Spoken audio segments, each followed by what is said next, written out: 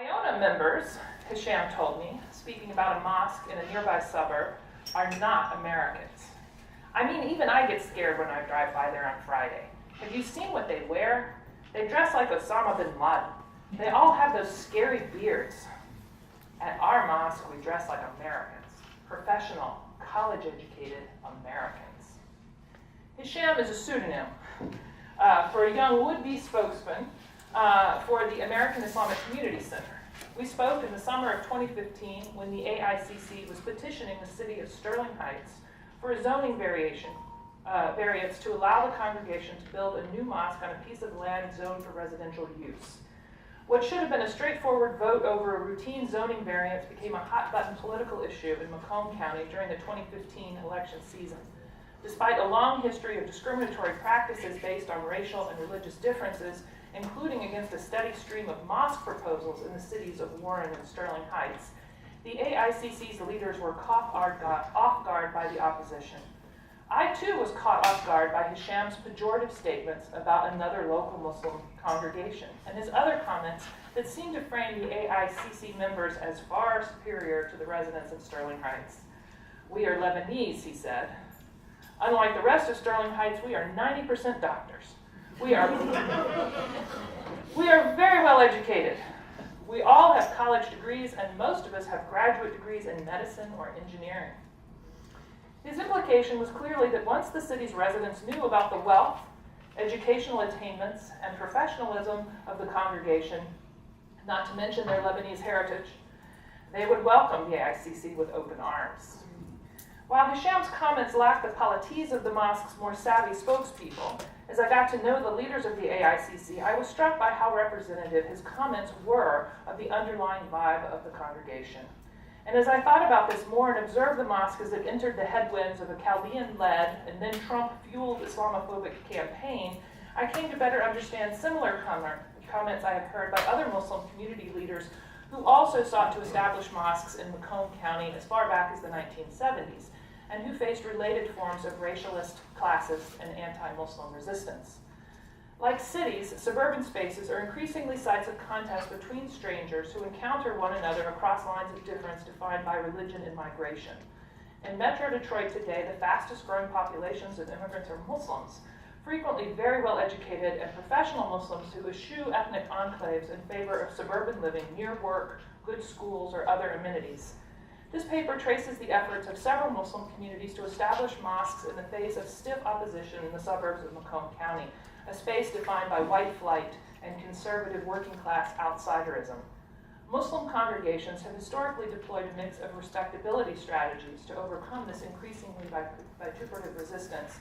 And the past year or two, especially in the wake of Trump's 2015 call for a total and complete shutdown of the entry of Muslims to the United States, they have found the civil rights establishment and the Department of Justice to be their most consistent allies. The longer version of this paper will examine several recent Rialpa cases and the relationship between Muslims, local politicians, and federal officials that have made these cases both necessary and possible. But in today's presentation, I want to think through the role place and class play in shaping the strategies and outcomes of Muslim political engagements at the local level. Far from a simple deployment of the good Muslim, bad Muslim dichotomy, Hisham's initial quote about the foreign Muslims of Iona with their scary beards was also a statement about class, intra-Muslim community differences, and the multiple routes Muslim American communities follow on the path to creating halal spaces for themselves in the suburban landscape. Respectability politics, as defined by Francis White, refers to attempts by marginalized groups to police their own members and show their social values as being continuous and compatible with mainstream values, rather than challenging the mainstream for what they see as its failure to accept a difference. While the growing literature on the politics of respectability comes to us most directly from feminist scholars of African American history, Evelyn Brooks Higbotham and Victoria Woolcott, whose projects focus largely on middle-class Black women who use their limited social power to discipline the bodies and behavior of poorer women, I am drawn more to the work of those like Brandon Robinson, who takes up this idea in the context of the LGBT community. He defines respectability politics as the assimilation of LGBTQ people into hegemonic and heteronormative society, which is accomplished by their downplaying stereotypes or behaviors associated with homosexuality, or by their participating in heterosexual institutions, his emphasis is not on the shaming of others, but on the disciplining of self, and the disassociation of those who seek to pass as normative with others from a minoritized community who are more insistent on their right to be themselves, regardless of how others perceive them. It is the second strategy, I suggest, that many suburban Muslims have pursued in their quest to achieve the suburban dream, with significant spatial and political consequences for the ways in which Muslims as a whole are perceived and encountered in the U.S. AICC is a predominantly Lebanese Shiite congregation that was first formed in 2003. Some of the more established families of the congregation trace their roots back to the earliest migration of Arabs to the Detroit area, but the majority of the mosque's members are immigrant families that arrived in the post-65 era. Some came from Iraq on student visas to study in professional programs at Wayne State or U of M. Others fled Lebanon during or in the aftermath of the Civil War. They tend to have migrated from Beirut rather than the countryside with educational or economic capital to soften their landing in the U.S. As their numbers in the northern suburbs grew, the community tired of driving to Dearborn for religious services and gradually felt a bit estranged from the Dearborn community as well. The winters are cold, Jeff Shihab explained to me. Most of the members of this masjid are very well educated, high income, he added, like advanced degrees. Again, they wanted a mosque of their own. In 2004, they purchased a 10,000 square foot social hall in Madison Heights and began worshiping there. Unlike their co-religionists in neighboring Warren, who repeatedly ran afoul of zoning commission and city council decisions, AICC felt welcomed by the municipal authorities in Madison Heights, but the mosque quickly outgrew its small facilities, so they started looking north where their residents tended to live, up in Madison Heights. I'm going to skip over a little bit of the problems. They tried to buy a church, they tried to buy this, they tried to buy that. The city wouldn't let them. So we came to the site we're at now. We found it about maybe a year ago sometime.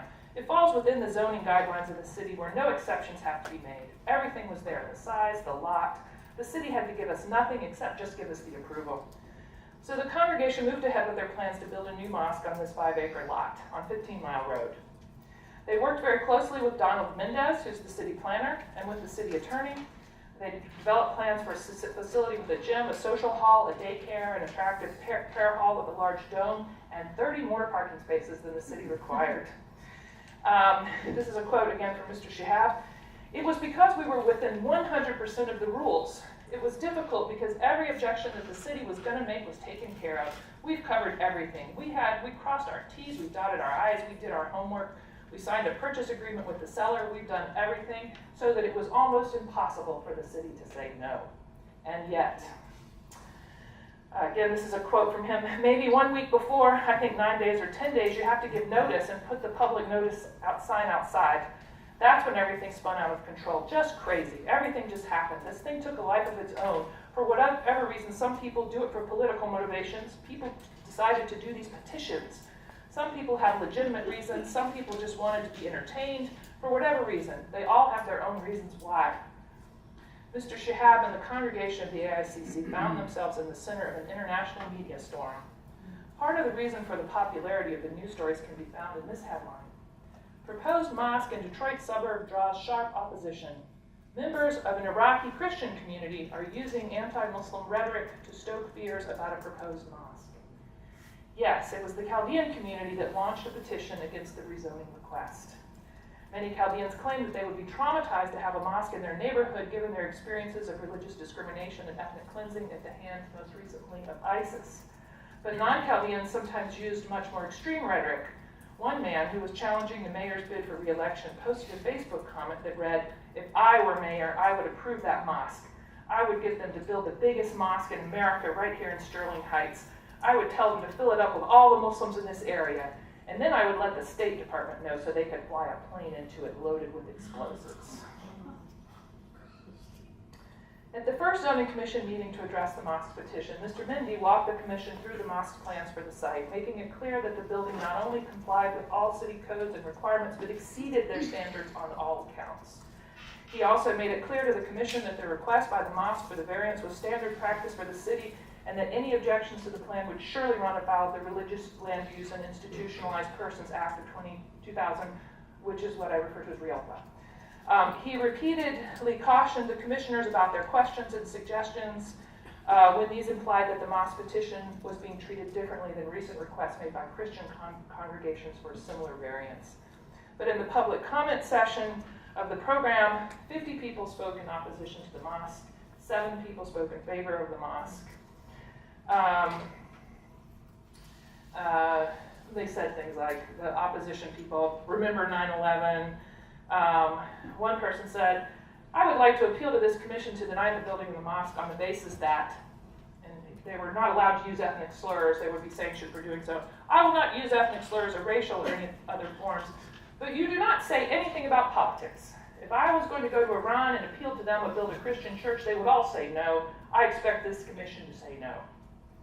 A Chaldean woman who lives across the street from the mosque suggested that she would not build a church in Dearborn. Therefore, Muslims should not build a mosque in front of her house. They could go to Dearborn. The mosque statements on their own behalf began matter-of-factly, starting with Mr. Shihab. I won't go into it, but he said things like, we're not going to have any alcohol to prayer, we're not going to have outside noise, we don't plan on being a nuisance to the residents or any other citizens, we're well-financed, so if we're granted this permission, we'll have no problem building the mosque very quickly. We mostly want to use it just for Friday prayers and during Ramadan, so we're not going to disturb you. We want a place of our own that we can enjoy, he says. Ali Jazzy spoke about 10 minutes later. He mentioned how well educated the congregation is and praised the city for being well governed by well-intentioned professional people. He mentions that the location of the mosque will reduce rather than increase traffic, and that the community has the right to worship in a family-friendly environment close to their homes. But as the tensions mounted and the anti-Muslim statements increased, it got harder for the Muslims to sort of maintain this way of representing their congregation. Mr. Tsuda, after mentioning that he'd lived in the city for 40 years, said, the thing that concerns me is that we still have a lot of misunderstanding about the culture. We're asking for a small piece of the pie, not the whole pie. This country is a melting pot, and how are you going to melt the pot and bring people together to live in harmony when every single time people relate us to 9/11? We are not asking much, just a place to worship, a place to gather, but you find a lot of objections for no reason at all. So if we live in this country, we have the professions, doctors in the community, engineers, MBA, we have all kinds of professionals. I have 3 doctors in my house, myself. So I would appreciate it if we consider this not out of any bias or hate towards us. The property there is going to be used for social use only and to improve the community there and the neighborhood. So everybody is entitled to his own opinion. He goes on, he talks about the Iranian comment. He says, I think you should be able to build a church in Iran, and I think I should be able to build a mosque here. The zoning commission, however, decided to postpone their vote on the matter for 30 days.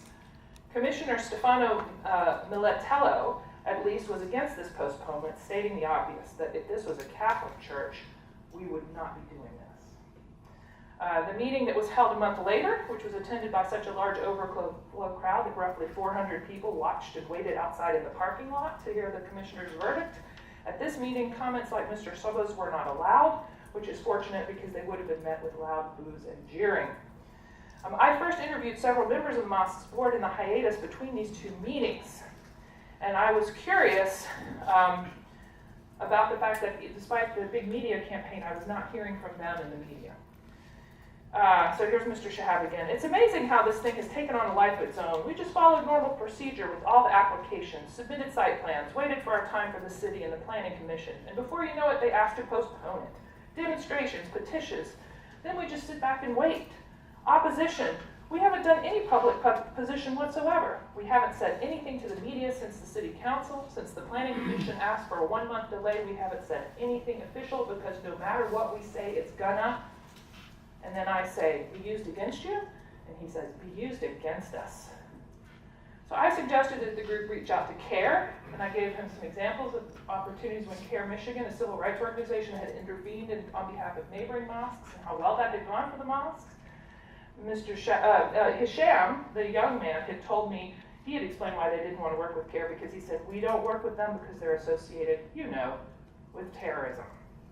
But Mr. Shihab again said, well, I'll think about it. At this stage in the game, we've been dealing with the city for almost a year. Don Mende and his staff, we've been here for a very long time. I've probably been here more than most of the people who are in the city. He hasn't signaled anything.